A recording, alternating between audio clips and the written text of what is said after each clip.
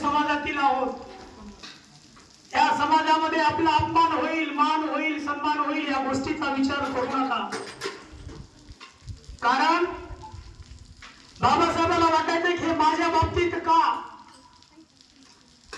बाबासाहेब भीमा तुम्हाला शिकावं लागेल, कारण या जगातला अंधार, या जगातलं दुःख, या जगातला या लोकांसाठी, या समाजासाठी स्वाभिमान उभा करण्यासाठी तुम्हाला शिकावं लागेल. मित्रांनो, ज्यावेळेस बाबासाहेबांना शाळेमध्ये प्रवेश मिळाला त्यावेळेस त्यांना खूप त्रास झाला. पाणी पिण्यापासून ते पूर्ण त्यांना आयुष्यभर त्यांच्या मृत्यूपर्यंत त्यांना सहन करावं लागलं. विद्यार्थी मित्रांनो, बऱ्याच विद्यार्थ्यांनी अतिशय सुंदर असं भाषण केलं आणि त्यांनी महापरिनिर्वाण दिन या शब्दाचं फक्त थोडक्यामध्ये आपलं विश्लेषण सांगतो. कारण बऱ्याच महापुरुषांना आपण श्रद्धांजली अर्पण करतो, आदरांजली अर्पण करतो, परंतु महापरिनिर्वाण हा शब्द फक्त बाबासाहेबांसाठीच का वापरला जातो.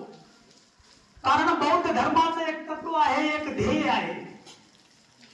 कारण माणसाचं जेव्हा निर्वाण होतं, जेव्हा या शरीरामधील आपला प्राण सोडून जातो, त्यावेळेस माणसाचं निर्वाण होतं आणि यामध्ये पुन्हा पुनर्जन्म नाही, पुन्हा पुनर्जन्म नाही.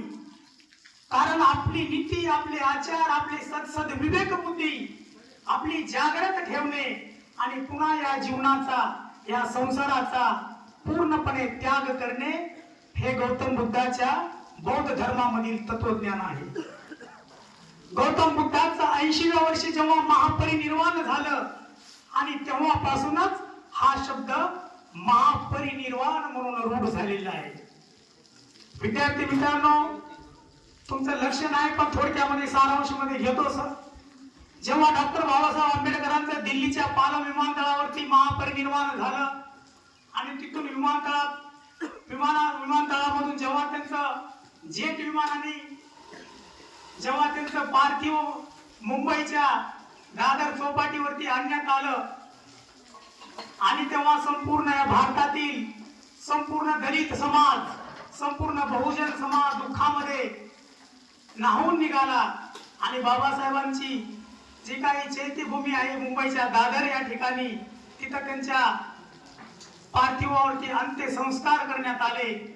आणि अंत्यसंस्कार केल्यानंतर आज देखील 4 ते 7 तारखेच्या दरम्यान मुंबईच्या दादर चौपाटीवरती समुद्राला भरती येते तेव्हा वामन दादा कर्णक म्हणतात, अरे सागरा, अरे सागरा भीम माझा येथे निजला, अरे सागरा भीम माझा येथे निजला, शांत हो जरा, शांत हो जरा, शांत हो जरा.